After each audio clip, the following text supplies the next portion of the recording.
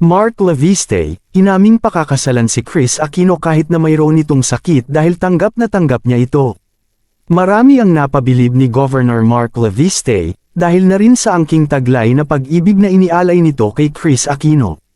Para kay Mark Leviste, tunay ang kanyang nararamdaman na pag-ibig sa Queen of All Media, at wala siyang pinagsisisihan sa kanyang mga desisyon.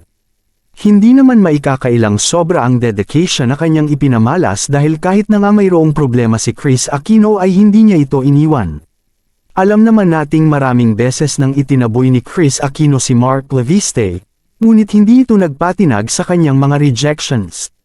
Patuloy ang pag-alay niya rito ng tunay na pag-ibig, at kanya itong mamahalin habang buhay.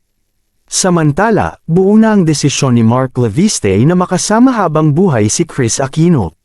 Ayon dito, sobrang sarap na mahalin ng Queen of All Media at araw-araw siyang nagpapasalamat na binigyan siya nito ng pagkakataong mahalin siya. Masakit nga ang dinaranas ni Kris Aquino ngayon, dahil na-diagnose na naman siya ng isa pang sakit na lupus.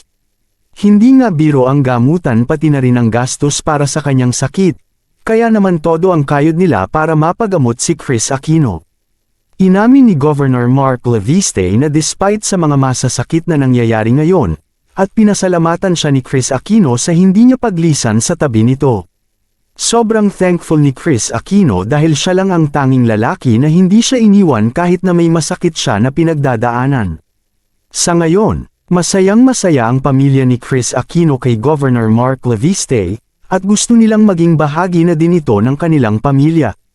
Sang-ayon sila sa desisyon ni Kris Aquino, at wala silang duda sa intensyon ni Governor Mark Leviste. Sa ngayon, patuloy na inaalagaan ni Governor Mark Leviste si Kris Aquino sa Amerika, at ito ang naging sandalan ng Queen of All Media.